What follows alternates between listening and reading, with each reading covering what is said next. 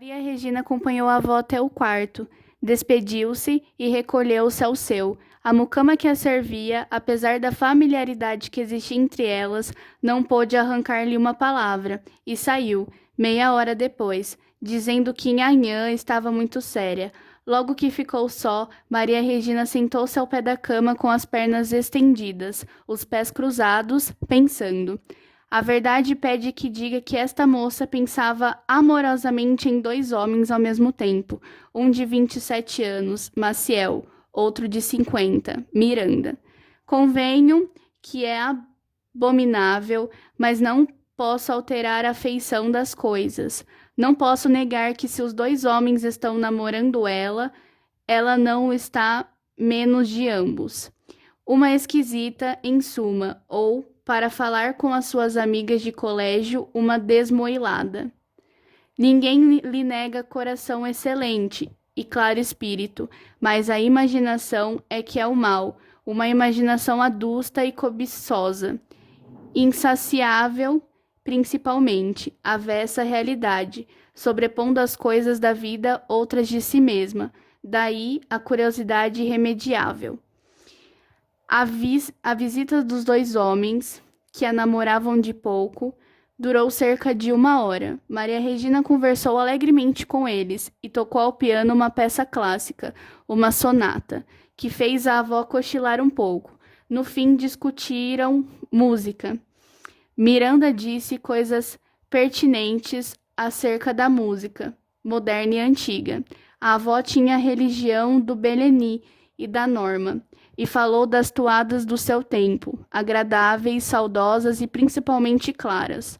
A neta ia com as opiniões do Miranda, Maciel concordou polidamente com todos.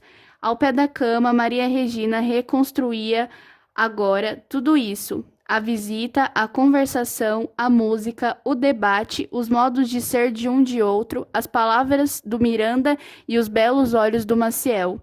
Eram 11 horas. A única luz do quarto era a lamparina. Tudo convidava ao sonho e ao desvaneio. Maria Regina, à força de recompor a noite, viu ali dois homens ao pé dela, ouviu-os e conversou com eles durante uma porção de minutos, 30 ou 40, ao som da mesma serenata, tocada por ela. Lá, lá, lá, lá, lá, lá. No dia seguinte, a avó e a neta foram visitar uma amiga na Tijuca. Na volta, a carruagem derrubou o menino que atravessava a rua correndo. Uma pessoa que viu isto atirou-se aos cavalos e, com perigo de si própria, conseguiu detê-los e salvar a criança, que apenas ficou ferida e desmaiada. Gente, tumulto, a mãe do pequeno acudiu em lágrimas. Maria Regina desceu do carro e acompanhou o ferido até a casa da mãe, que era ali ao pé. Quem conhece a técnica do destino adivinha logo que a pessoa que salvou o pequeno foi um dos dois homens da outra noite. Foi o Maciel. Feito o primeiro curativo, o Maciel acompanhou a moça até a carruagem e aceitou o lugar que a avó lhe ofereceu até a cidade. Estavam no Engenho Velho. Na carruagem é que Maria Regina viu que o rapaz trazia a mãe ensanguentada. A avó, inquieta e miúda, se o pequeno estava muito mal, se escaparia. Maciel disse-lhe que os ferimentos eram leves. Depois contou o acidente. Estava parado na calçada, esperando que passasse um tilibure, quando viu o pequeno atravessar a rua por diante dos cavalos. Compreendeu o perigo e tratou de conjurá-lo ou diminuí-lo. Mas está ferido. Oh, coisa de nada. Esta podia ter se curado também. Não é nada, foi só um arranhão, enxugou isso com os Não lenços. teve tempo de tirar o lenço. Maria Regina ofereceu-lhe o seu. Maciel, comovido, pegou nele, mas hesitou em maculá-lo. Vá, vá, dizia-lhe ela, e vendo-o acanhado, tirou-lhe e enxugou-lhe ela mesma o sangue da mão. A mão era bonita, tão bonita como o dono, mas parece que ele estava menos preocupado com a ferida da mão que com o amarrotado dos punhos. Conversando, olhava para eles disfarçadamente e escondia-os. Maria Regina não via nada, via-o a ele, via-lhe principalmente a ação que acabava de praticar e que lhe punha uma Aurélia. Compreendeu que a natureza generosa saltara por cima dos hábitos pausados e elegantes do moço, para arrancar à morte uma criança que ele nem conhecia. Falaram do assunto até a porta da casa delas. Maciel recusou, agradecendo a carruagem que elas lhe ofereciam, e despediu-se até a noite. Até a noite. Esperou-o ansiosa. Ele chegou, por volta de 8 horas, trazendo uma fita preta enrolada na mão, e pediu desculpa de vir assim, mas disseram-lhe que era bom por alguma coisa, e obedeceu. Você está melhor? Bem, não foi nada. Vem do outro lado da sala. Sente-se ao pé de mim. O senhor é o herói. Marcel ouvia sorrindo. Tinha passado o Império Generoso. Começava a receber os dividendos do sacrifício.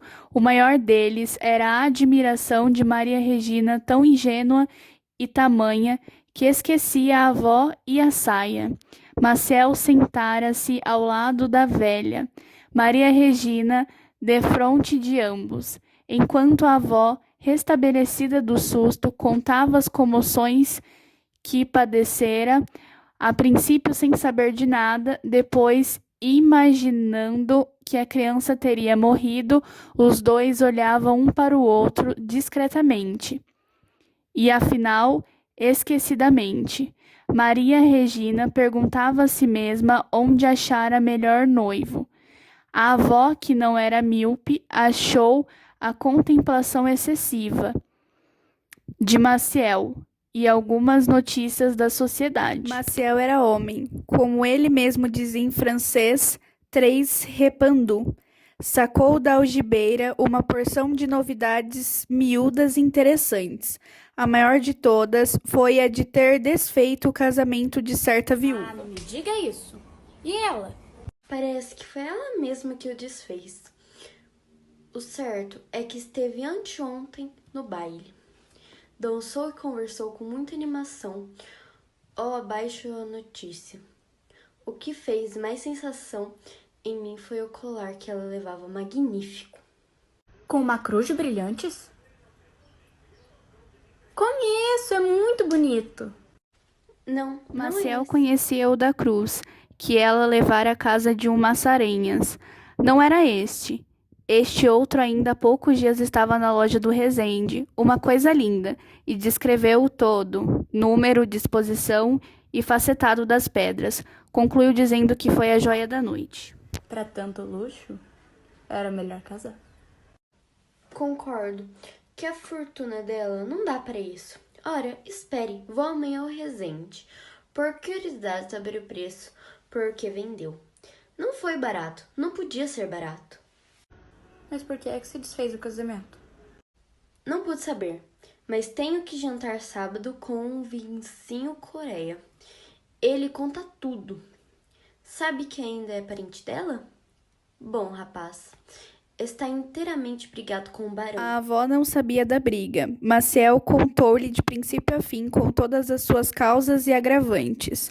A última gota no cálice foi um dito à mesa de jogo, uma alusão ao defeito de Venancinho, que era canhoto. Contaram-lhe isto e ele rompeu inteiramente as relações com o barão. O bonito é que os parceiros do barão acusaram-se uns aos outros de terem ido contar as palavras deste. Maciel declarou que era regra sua não repetir o que ouvia à mesa do jogo, porque é lugar em que há certa fraqueza. Depois, fez a estatística da Rua do Ouvidor, na véspera, entre 1 e 4 horas da tarde. Conhecia os nomes das fazendas e todas as cores modernas. Citou os principais toleites do dia, e a primeira foi a de Meme, Pena Maia, Baiana Distinta, Três Pichute. A segunda foi de Mille, Pedrosa, filha de um desembargador de São Paulo adorável, e apontou mais 3.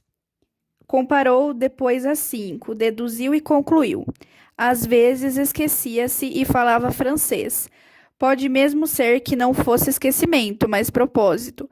Conhecia bem a língua, exprimia-se com facilidade e formulara um dia este axioma etnológico, que há perinenses em toda parte. De caminho, explicou um problema de Voltaire. A senhora tem 5 triunfos de espadilha. Manilha tem um rei e dama de copas. Maria Regina ia descambando de admiração no fastio, agarrava-se aqui e ali, contemplava a figura moça do Maciel, recordava a bela ação daquele dia, mas ia sempre escorregando. O fastio não tardava a absorvê-la. Não havia remédio, então recorreu a um singular expediente. Tratou de combinar os dois homens, o presente com o ausente, olhando para um e escutando o outro de memória. Recurso violento e doloroso, mas tão eficaz que ela pôde contemplar por algum tempo uma criatura perfeita e única. Nisto apareceu o outro, o próprio Miranda. Os dois homens cumprimentaram-se friamente. Maciel demorou-se ainda uns 10 minutos e saiu. Miranda ficou. Era alto e seco, fisionomia dura e gelada. Tinha o rosto cansado.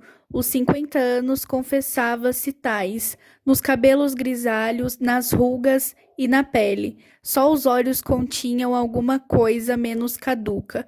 Eram pequenos e escondiam-se por baixo da vasta arcada do sobrolho, mas lá, ao fundo, quando não estavam pensativos, centelhavam de mocidade. A avó perguntou-lhe logo que Maciel saiu se já tinha notícia do acidente do engenho velho, e contou-lhe com grandes esclarecimentos, mas o outro ouvia tudo sem admiração nem inveja. Não acha sublime? Salva a vida talvez de um desalmado que um dia, assim, ao conhecer, pode meter-lhe uma faca na barriga, Uau! mesmo conhecendo. Não seja mal. O senhor era bem capaz de fazer o mesmo se ali estivesse. Miranda sorriu de um modo sardônico.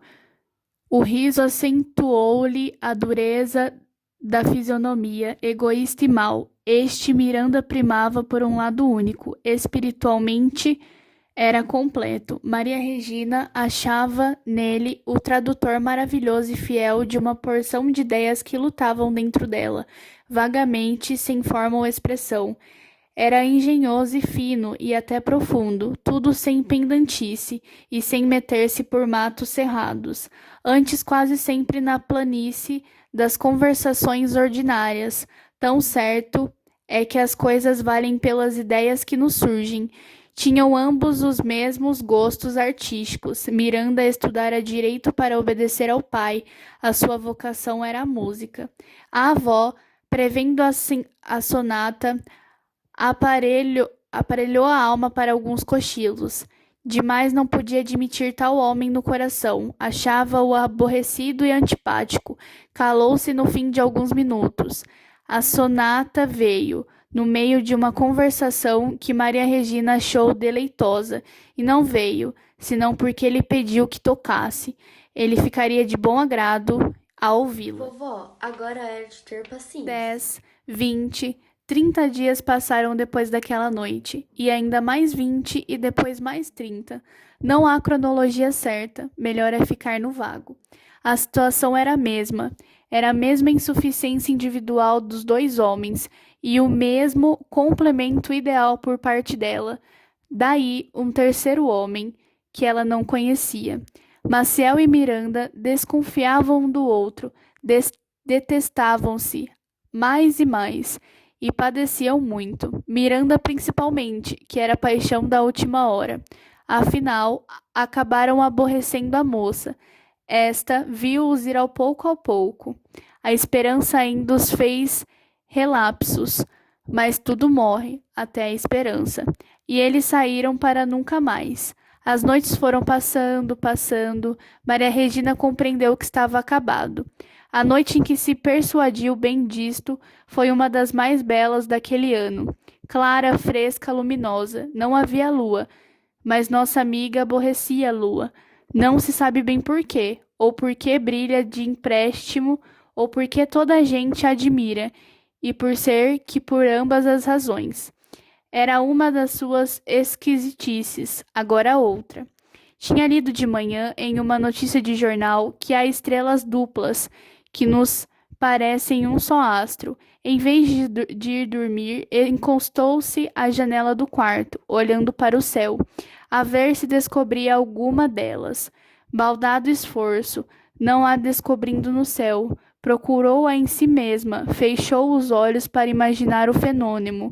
Astronomia fácil e barata, mas não sem risco.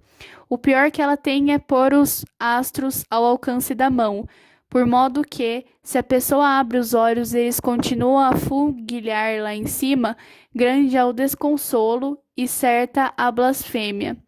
Foi o que sucedeu aqui. Maria Regina viu dentro de si a estrela dupla e única. Separadas, valiam bastante. Juntas, davam um astro esplêndido. E ela queria o astro esplêndido. Quando abriu os olhos e viu que o firmamento ficava tão alto, concluiu que a criação era um livro falho e incorreto e desesperou. No muro da chácara, viu então uma coisa parecida com 2 olhos de gato. A princípio teve medo, mas advertiu logo que não era mais que a reprodução externa dos 2 astros que ela vira em si mesma e que tinham ficado impressos na retina. A retina desta moça fazia refletir cá fora todas as suas imaginações. Refrescando o vento, recolheu-se, fechou a janela e meteu-se na cama. Não dormiu logo, por causa de 2 rodelas de opala que estavam incrustadas na parede. Percebendo que era ainda uma ilusão, fechou os olhos e dormiu. Sonhou que morria, que a alma dela levava aos ares. Voava na direção de uma bela estrela dupla. O astro desdobrou-se e ela voou para uma das 2 porções. Não achou ali a sensação primitiva e despenhou-se para outra. Igual resultado, igual regresso, e ei-la a andar de uma para outra das 2 estrelas separadas. Então, uma voz surgiu do abismo com palavras que ela não entendeu. É a tua pena, alma curiosa de perfeição. A tua pena é oscilar por toda a eternidade, entre 2 astros incompletos, ao som desta velha sonata do absoluto lá, lá, lá.